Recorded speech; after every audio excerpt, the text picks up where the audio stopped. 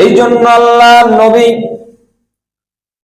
জনাবে মুহাম্মদুর রাসূলুল্লাহ সাল্লাল্লাহু আলাইহি ওয়াসাল্লাম বলেছেন, যে ব্যক্তি রমজান মাস পেল, রহমতের প্রথম দশক পেল, মাগফিরাতের দশক পেল, নাজাতের দশক পেল, আর ওই ব্যক্তি যদি আল্লাহ রাব্বুল আলামিনের কাছ থেকে এই রমজানের মধ্য দিয়ে তার জীবনের গুনাহগুলি মাফ করে না নিতে পারে, আল্লাহ নবী বলেন তার চাইতে পোড়া কপাল আর এই জমিনে কারো নাই।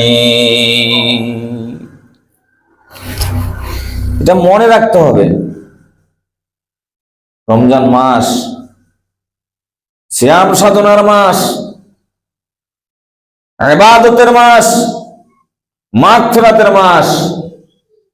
রমজানকে আল্লাহ তাআলা তিনটা ভাগ করে দিয়েছেন শিক্ষা নেওয়ার জন্য, কিন্তু আমরা রমজান মাসকে ওইভাবে পালন করতে পারি?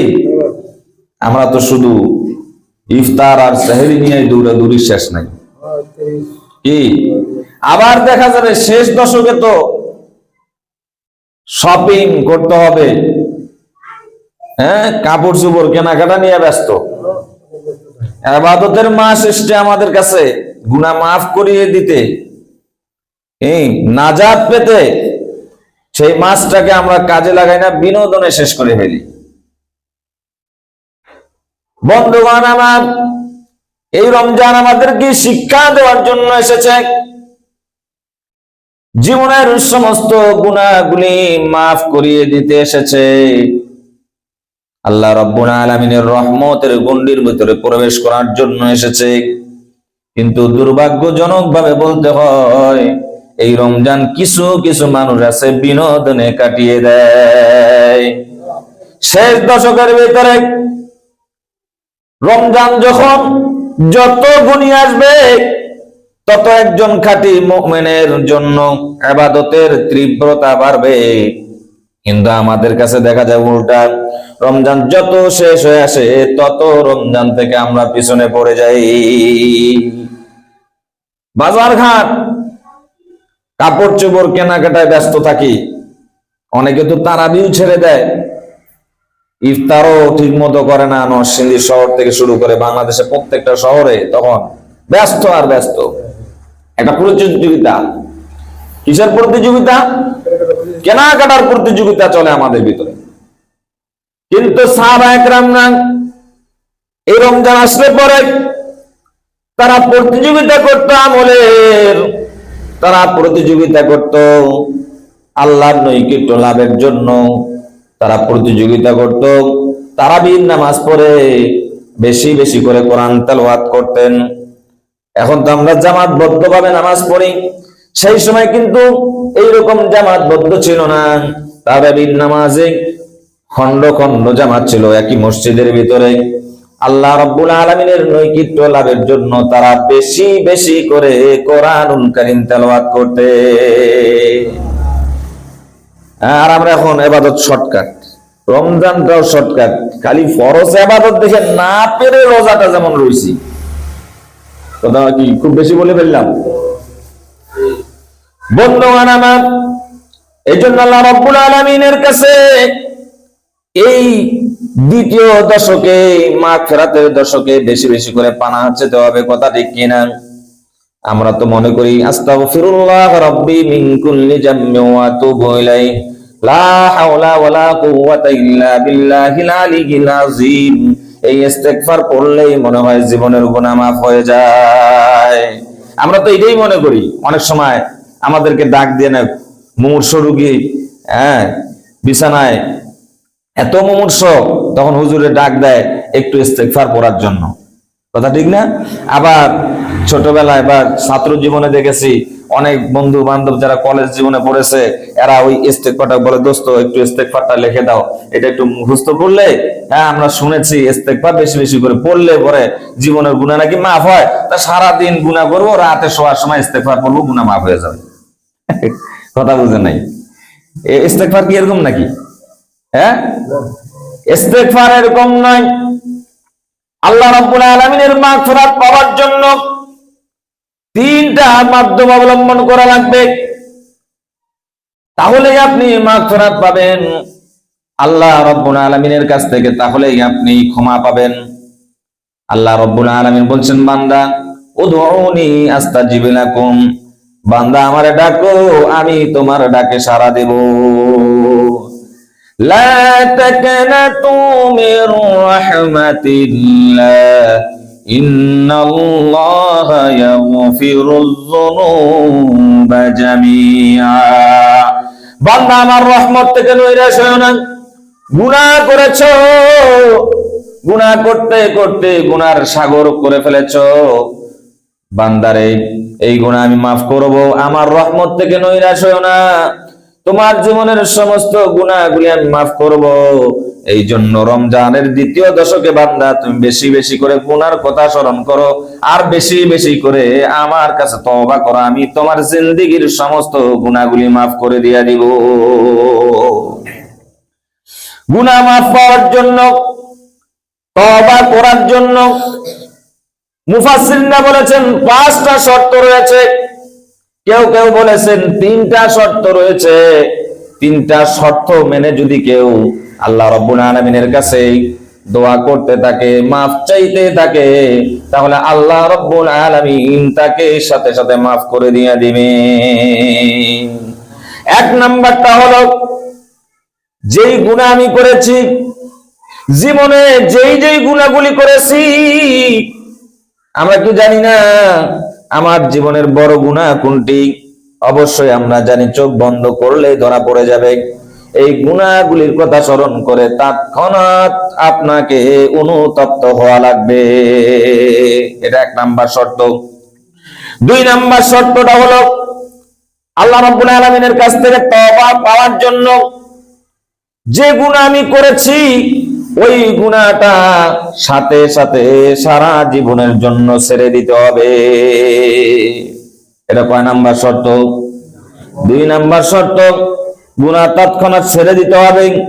3 নাম্বার শর্ত হলো, আমি যেই গুনাহ করেছি, যেই অপরাধ করেছি, ওই অপরাধটার প্রতি আমার ঘৃণা থাকা লাগবে। কথা বুঝতেছেন কিনা? 4 নাম্বারটা হলো, আল্লাহ রাব্বুল আলামিনের সাথে ওয়াদা করতে হবে, রব্বুল আলামিন এই গুনাহ আর জীবনে কোনোদিন আমি করব না। আল্লাহ তাআলা এইরকম গুনাহ থেকে আমাকে মৃত্যুর আগ পর্যন্ত তুমি হেফাজতে রাখো, এই ওয়াদা করা লাগবে। 5 নাম্বারটা হলো, আল্লাহ রাব্বুল আলামিনের কাছে বিনীতভাবে ক্ষমা চাইতে হবে। এটার নাম ইস্তেগফার, এটার নাম তওবা। তাহলে আল্লাহ তাআলা মাগফিরাত দান করবে। কথা বুঝেছেন? মনে থাকবে। এখন আমরা গুনাহ করি, কিসের অনুতপ্ত, কিসের আর কি, হ্যাঁ? তওবা তো কোনো খবরই নাই। কিন্তু আল্লাহ রাব্বুল আলামিন বান্দার প্রতি কত সহজ করেছেন, কত দয়া করেছেন। আল্লাহ রাব্বুল আলামিন 2 জন ফেরেশতা কাদের মধ্যে নিযুক্ত করে দিয়েছেন? সম্মানিত লেখক বিন্দু, যাদের নাম আল্লাহ রাব্বুল আলামিন কোরআনুল কারীমের মধ্যে উল্লেখ করেছেন, কিরামান কাতিবিন। আসলে কিরামান কাতিবিন কিন্তু ফেরেশতার নাম না। এটা আমরা ছোটবেলা থেকে শুনে আসতেছি। যখন আমি তাফসীর পড়লাম, ব্যাখ্যা সাপেক্ষে পড়লাম, তখন আসলে ধরা পড়ে গেছে আমার কাছে। কিন্তু এটা আমরা নাম দিয়েছি কিরামান কাতিবিন না। কিরামান হচ্ছে, কাতিবিন হচ্ছে আরবি শব্দ। এটার একটা অর্থ রয়েছে। কি অর্থ? সম্মানিত লেখক বিন্দু। কিরামান মানে কি? সম্মানিত লেখক বিন্দু, মনে থাকবে। কিন্তু এটা আমরা আঞ্চলিক ভাষায় বলে ফেলি, 2 জন ফেরেশতা আছে কিরামান কাতিবিন। কথা ঠিক কিনা? আসলে তাদের নাম কিরামান কাতিবিন না। আপনারা যদি বাংলা কোরআন থাকে অর্থ সহ দেখেন, আজকে সার্চ দিয়েন আপনি, সার্চ দিয়েন, তাহলে পাবেন। এই 2 জন লেখক ফেরেশতা, একজন আপনার জীবনের ভালো কর্মগুলি লিখবে, আরেকজন আপনার জীবনের কুকর্মগুলি লিখবে, গুনাহগুলি লিখতে থাকবে। কিন্তু আল্লাহ রাব্বুল আলামিন 2 জনকে 2টা দায়িত্ব দিয়েছেন, কিন্তু দায়িত্বর মধ্যে একটু বেশ কম রয়েছে, হুকুমের মধ্যে একটু বেশ কম করেছেন। আল্লাহ রাব্বুল আলামিন যাকে নেক লিখতে বলেছেন, ডান কাদের ফেরেশতাকে বলেছেন বান্দা নেক কাজ করে নাই, শুধু নিয়াত করেছে, তাহলে সাথে সাথে একটা নেকি তার আমলনামায় তুলে দাও। দুইজন ফেরেশতার জন্য আল্লাহ তাআলা যে হুকুম দিয়েছেন, হুকুমের দিক থেকে একটু বেশ কম রয়েছে। কেমন? ডান পাশে যে ফেরেশতা রয়েছে তিনি শুধু আপনার আমলনামা লিখবেন, কিন্তু তার লিখার জন্য আল্লাহ তাআলা যে হুকুম করেছে, বলে আমার বান্দা যখন ভালো কাজ করবে নিয়াতটা মাত্র করেছে, কিন্তু এখনো করে নাই, শুধুমাত্র একটি সহিহ নিয়াত করেছে, বান্দার জন্য আমি এত খুশি হয়ে যাই। ফেরেশতা আর কাল বিলম্ব করো না, সাথে সাথে আমলনামায় তার জন্য একটা নেকি লিখে দাও। সুবহানাল্লাহ বলবেন না? হ্যাঁ, এরকম অনেক কাজ আমরা করতে চাই কিন্তু করতে পারি না, কিন্তু একটা নেকি পাইছি। সুবহানাল্লাহ, সুবহানাল্লাহ। আল্লাহ কত দয়া, কত মায়া। আর কাজটা যখন সমর্পণ হয়ে যায়, যেই কাজটা নিয়াত করেছেন করবেন, আবার যখন ওই কাজটা সমর্পণ হয়ে যায়, আল্লাহ রাব্বুল আলামিন ফেরেশতার দিকে তাকিয়ে বলে, ফেরেশতা একটা মুহূর্তের জন্য, একটা সেকেন্ডের জন্য আর দেরি করো না, সাথে সাথে ওই নেক আমলটা লিখে নাও। সুবহানাল্লাহ বলেন। এই পৃথিবীতে ভালো কাজ করলে পরে যত ভালো মানুষই হোক না কেন, মায়নাটা দিতে একটু দেরি করে, কিন্তু আমার রব্বুল আলামিন বলেন বান্দা ভালো কাজ করেছো, সাথে সাথে আমি আর দেরি করি না, আমলনামায় সওয়াবটুকু তুলে দেই। সুবহানাল্লাহ জোরে বলেন। কিন্তু বাম পাশের যে ফেরেশতা, বাম কাদের ফেরেশতাকে যখন আল্লাহ রাব্বুল আলামিন হুকুম করেছেন, যখন আমরা গুনাহ করি, নিয়াত যখন করি আমরা এই গুনাহটা করব, আল্লাহ রাব্বুল আলামিন বলেন এখনো কিছু লেখার দরকার নাই। সুবহানাল্লাহ বলবেন না? ফেরেশতা তখন বাম কাদের ফেরেশতা ডান কাদের ফেরেশতার সাথে একটু হিংসা করে। আল্লাহ রাব্বুল আলামিনের কাছে বলে, রব্বুল আলামিন তোমার বান্দা তো ভালো কাজ করে নাই, নিয়াত করছে মাত্র, সাথে সাথে তুমি তার আমলনামায় সওয়াব তুলে দিলে, কিন্তু এখন আমাকে তুমি কেন বাধা প্রদান করছো? আমি তো তার তুলনায় সে যে গুনাহ করার জন্য নিয়াত করেছে, একটা তো নেক, একটা গুনাহ তো আমি লিখতে পারি না, এখনো লিখিও না, একটু বিরত থাকো, এখনো তো আমার বান্দা গুনাহ করে নাই। তারপরেও যখন বান্দা গুনাহ করে ফেলে, ফেরেশতার সাথে সাথে কলম বসাতে চায়, গুনাহটা লিখতে চায়, আল্লাহ রাব্বুল আলামিন ফেরেশতাকে বলে, ফেরেশতা তুমি এখনো লিখো না, বান্দা সবে মাত্র গুনাহটা করেছে, তাকে শয়তানে আসর করেছে, গুনাহ করে ফেলেছে, দেখো বান্দা আমার কাছে মাপ চায় কিনা। সুবহানাল্লাহ। আল্লাহ কত দয়া, পৃথিবীতে কেউ এরকম দয়া দেখাবে না ভাই, কেউ দেখাবে না। ফেরেশতা অস্থির হয়ে যায় গুনাহটা লেখার জন্য। মনে করেন সকালে আপনি গুনাহটা করেছেন, আজকে সকালে, দুপুর পর্যন্ত অপেক্ষা করা হয় আপনি ফিরে আসেন কিনা, তওবা করেন কিনা। দুপুরে যখন আবার কলম বসানোর জন্য ফেরেশতা বলে, আল্লাহ রাব্বুল আলামিন বলেন আসর পর্যন্ত দেখো। আসরের সময় যখন গুনাহ লিখতে বলা হয় তখন বলে না, মাগরিব পর্যন্ত দেখো। মাগরিবের সময় যখন গুনাহ লিখতে যায় আল্লাহ রাব্বুল আলামিন বলে এশা পর্যন্ত দেখো। সারাদিন মনে হয় কাজ কামে ব্যস্ত, মনে হয় শুতে গিয়ে ঘুমাতে গিয়ে আমার কাছে তওবা করবে, অনুতপ্ত হবে, একটু কাল বিলম্ব করো। আল্লাহ রাব্বুল আলামিন যখন ফেরেশতাকে বলেন, ফেরেশতা লেখে না, পরের দিন সকাল পর্যন্ত ফেরেশতা অপেক্ষায় থাকে। তারপর আল্লাহ রাব্বুল আলামিনের কাছে অনুমতি চায়, রব্বুল আলামিন একটি দিন পার হয়ে গেল, তোমার বান্দা গুনাহ করলো, তারপরে অনুতপ্ত হলো না, তোমার বান্দা মাগফিরাত চাইলো না, তওবা করলো না, এখন কি আমি আল্লাহ লিখতে পারি? তখন আল্লাহ রাব্বুল আলামিন গোসা হয়ে ফেরেশতাকে বলে, এখন তুমি লেখো।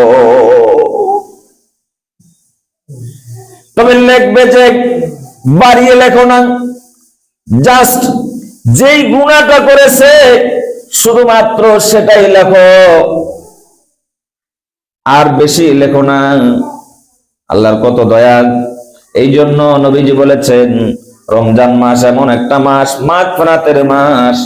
মধ্য 10 দিনে বান্দা যত বেশি বেশি করে তওবা চাইবে, আল্লাহ রাব্বুল আলামিন মাগফিরাতের চাদর দিয়া সমস্ত গুনাহগুলি মাফ করে দিয়া দিবে।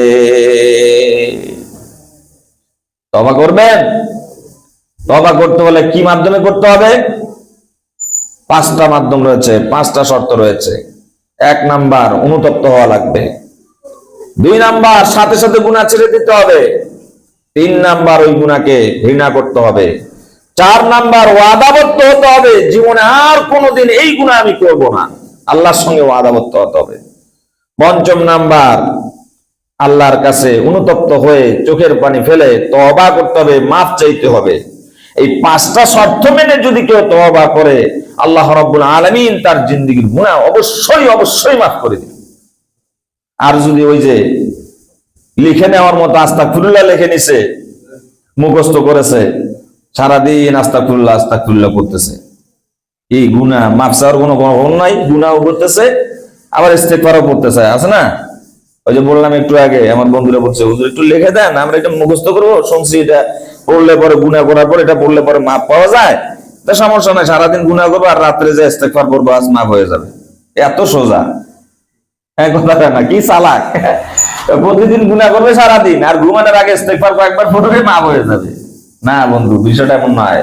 তওবা মানে হচ্ছে আপনার গুনাহ ছেড়ে দিতে হবে। তওবা মানে হচ্ছে ঘৃণা করতে হবে গুনাহকে। তওবা মানে হচ্ছে আল্লাহ রাব্বুল আলামিনের কাছে চোখের পানি ফেলতে হবে। অপরচুনিটি অফার, বছরে একবার এই অফারটি আসে, মাগফিরাতের দিন আসে, কথাটি কিনা? রমজান মাসে আল্লাহর দয়া অনেক বেশি থাকে, রহমতের দরজা খোলা থাকে, মাগফিরাতের দরজা খোলা থাকে, জাহান্নামের দরজা বন্ধ থাকে। সুবহানাল্লাহ বলেন। এই মাসে যদি আপনি তওবা না করতে পারেন, এই মাসে যদি আপনি মাগফিরাত না নিতে পারেন, অন্যান্য মাসে আপনি কেমনে নিবেন আমার বুঝে আসে না।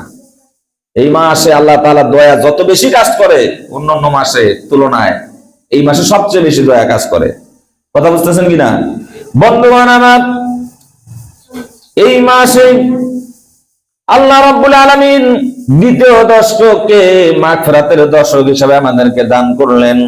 প্রতিটা মিনিট, প্রতিটা ক্ষণ, প্রতিটা সেকেন্ড, প্রতিটা দিন আমাদের জন্য রমজান মাস গুরুত্বপূর্ণ, কথা ঠিক কিনা? রমজান মাসে একটি মিনিটও আমরা যেন অপচয় না করি। তার মানে এই নয় আপনি ব্যবসা করতে পারবেন না, সাংসারিক কোনো কাজ করতে পারবেন না, এরকম কিন্তু বিষয়টা নয়। আপনি সব করবেন, কিন্তু রমজানের নিয়ম বিধি মেনে করবেন। রমজান কেমন, রোজা কেমন? as-sawmul junnah, রোজা হচ্ছে ঢাল স্বরূপ। রোজা কি ঢাল? বুঝেন ঢাল আমরা কিসে ব্যবহার করি? হ্যাঁ, যুদ্ধ করলে কি লাগে? ঢাল লাগে আত্মরক্ষার জন্য। যুদ্ধের ময়দানে শত্রুপক্ষ আক্রমণ করলে পরে এই ঢাল আমাদেরকে আক্রমণ থেকে আত্মরক্ষা করে, কথা ঠিক না?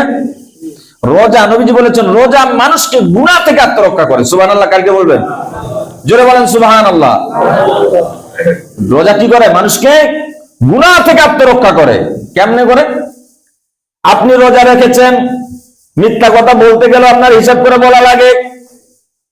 আপনি চিন্তা করতেছেন ইন্নী সাইমুন, আমি তো রোজাদার, এই মিথ্যা কথাটা কেমনে বলি? ব্যবসা করতে যে আপনার মিথ্যা কথা বলা লাগবে, চিন্তা করতেছেন। আবার অনেকে আপনার কাছে টাকা পায়, আপনাকে ধরার জন্য, টাকা নেওয়ার জন্য বাসায় এসেছে। আপনি বলতেছেন ভাই আপনি তো অসময়ে এসেছেন, সময় মতো আসেন, আপনার সঙ্গে কথা বলবো, এখন আমি খুব ভেরি বিজি, এখন কথা বলতে পারবো না, যত কথা আছে সমস্ত কথা হবে মাগরিবের পরে। তার মানে উনি বুঝাইতে চাচ্ছে আমি তো রোজা আছি, রোজা থেকে যদি মিথ্যা বলি রোজাটা হালকা হয়ে যাবে, এখন কোনো কথাই আমি বলতে পারবো না, যত কথা আছে আপনি মাগরিবের পরে আসেন। তাহলে মিথ্যা থেকে রোজা আপনাকে বাঁচালো, কথা ঠিক কিনা? চোখের গুনাহ থেকে রোজা বাঁচায়, কলবের গুনাহ থেকে রোজা বাঁচায়। এইরকম করে নবীজি বলেছেন মাথা থেকে পা পর্যন্ত as-sawmu junnah, রোজাটি হচ্ছে ঢাল স্বরূপ। সমস্ত গুনাহ থেকে রোজা আত্মরক্ষা করে। কথা ঠিক কিনা? আর এই আত্মরক্ষা করবে কোন সময়? যখন আপনি বেশি বেশি করে আল্লাহকে ভয় করবেন, তাকওয়া অর্জন করবেন। কথা ঠিক কিনা? রোজা থেকে আল্লাহকে বেশি বেশি করে ভয় করা লাগবে। বন্ধুগণ আমার, দ্বিতীয় যে দশকের ভিতরে মাগফিরাত পেলাম, তৃতীয় দশকে রয়েছে আমাদের জন্য মহা পুরস্কারের দিন। একজন রোজাদারের জন্য, সিয়াম পালনকারীর জন্য, এলাকাবাসীর জন্য, মহল্লাবাসীর জন্য অত্যন্ত গুরুত্বপূর্ণ 10টি দিন রয়েছে। ওই 10টি দিনের নাম হলো ইতিকাফের দিন। কথা ঠিক কিনা? ইতিকাফ তো এখন আস্তে আস্তে কমে যাচ্ছে। ইতিকাফ কাকে বলে? ইতিকাফ হচ্ছে নিজেকে আবদ্ধ রাখা, একটি নির্দিষ্ট স্থানে, নির্দিষ্ট জায়গায়, নির্দিষ্ট সময় মতো নিজেকে আবদ্ধ রাখা। কথা বুঝতেছেন? দুনিয়ারই সমস্ত চিন্তা চেতনা থেকে নিজেকে আবদ্ধ রাখা, এটাকেই বলা হয় ইতিকাফ। 20 রমজান থেকে শুরু করে একবারে শেষ রজনী পর্যন্ত রমজানের সূর্য পশ্চিম দিগন্ত যাবে, নতুন চাঁদ দেখা দিবে, তারপর আপনি ইতিকাফ ভাঙতে পারবেন। কথা ঠিক কিনা? এই ইতিকাফের যে কত ফজিলত রয়েছে, কত গুরুত্ব রয়েছে, আজকে আমরা সেটা ভুলে যেতেই বসেছি।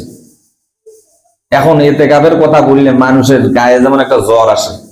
আগে তো আমি ছোটবেলায় দেখেছি, আপনারাও দেখেছেন, 8 জন 10 জন 20 জন করে ইতিকাফে থাকতো। ইতিকাফে থাকার জন্য একটা প্রস্তুতি ছিল। কথা ঠিক কিনা? আর এই ইতিকাফটা হচ্ছে সুন্নাতে মুআক্কাদা এবং কিফায়া। সুন্নাতে মুআক্কাদা, কিফায়া মনে রাখতে হবে। প্রত্যেকটি মহল্লার জন্য একজন হলেও মসজিদে ইতিকাফ থাকতেই হবে, আর না হলে এই সুন্নাত থেকে সকলেই বঞ্চিত হয়ে যাবে। কথা কি বুঝাইতে পারতেছি? গত বছর কি ইতিকাফে ছিলেন? কয়জন ছিলেন? 2 জন, তাই না? 2 জন ছিলেন। এবছর ইনশাল্লাহ থাকা হবে না? অনেকে চিন্তাই করতেছেন, আবার ঠেলাঠেলি করিয়েন না, ইতিকাফে সবার থাকা উচিত। কথা বুঝতেছেন? একমাত্র ইসলামে, শুনেন, সন্ন্যাসী জীবন যাপনের কোন বিধান ইসলামে নাই। একমাত্র শুধু ইতিকাফ নবীজি ছিলেন, তার জীবনে কোনদিন ইতিকাফ ছাড়েননি। বুখারী শরীফের মধ্যে এসেছে এই ইতিকাফ উনি শেষ যে বছরটা ছিল ওফাতের, উনি 20 দিন ইতিকাফ ছিলেন। সুবহানাল্লাহ বলেন। 20 দিন ইতিকাফ ছিলেন। এই ইতিকাফের গুরুত্ব অপরিসীম, এটার ফজিলত অনেক বেশি। তবে ইতিকাফ যারা থাকবে তাদের জন্য স্পেশাল 5টি পুরস্কার রয়েছে। কয়টি পুরস্কার? সকলে বলেন। কয়টি পুরস্কার? 5টি পুরস্কার শুধু তাদেরকেই দেওয়া হবে, অন্যথায় আর কাউকে দেওয়া হবে না। এই 5টি পুরস্কার আমাদের অবশ্যই আমরা নিতে চাই আল্লাহর কাছে। কথা ঠিক কিনা? ইতিকাফ যারা থাকবে, বিশ্ব নবী, মায়ার নবী, দিনের নবী বলেছেন, যারা ইতিকাফ থাকবে রমজানের শেষ দশকে, যারা ইতিকাফ থাকবে, আল্লাহ রাব্বুল আলামিন ওই ইতিকাফরত ব্যক্তির জন্য জাহান্নাম 3 খন্দক দূরে সরায়া দিবে। আর একটু জোরে বলেন সুবহানাল্লাহ। সাহাবা کرامরা প্রশ্ন করলেন, ইয়া রাসূলুল্লাহ, ইয়া হাবিবাল্লাহ, 3 খন্দক এটা আবার কি? 1 খন্দক পরিমাণ কতটুকু জাহান্নাম থেকে আল্লাহ তাআলা দূরে সরায় রাখবেন? আল্লাহ নবী এভাবে ইশারা দিয়া বললেন, আসমান এবং জমিন, ডানে এবং বামে, সামনে এবং পিছনে যত দূর ফাঁকা জায়গা আছে, এত দূর পরিমাণ হলো 1 খন্দক। সুবহানাল্লাহ বলবেন না? এইরকম করে 3 খন্দক ফাঁকা জায়গা কে বলা হয়? আল্লাহর হাবিব বলেছেন, যারা ইতিকাফে থাকবে ওই ব্যক্তিগুলিকে জাহান্নাম থেকে 3 খন্দক আল্লাহ রাব্বুল আলামিন সরায়া রাখবে। খুশি হইতে পারলেন না? ওরা এখন চিন্তা করতেছে, ওয়াজ টাজ কইরা হুজুর আবার দেন আমার হাতটা তুলেন। হ্যাঁ, কয় হুজুর সব পারবো কিন্তু ইতিকাফে থাকতে পারবো না।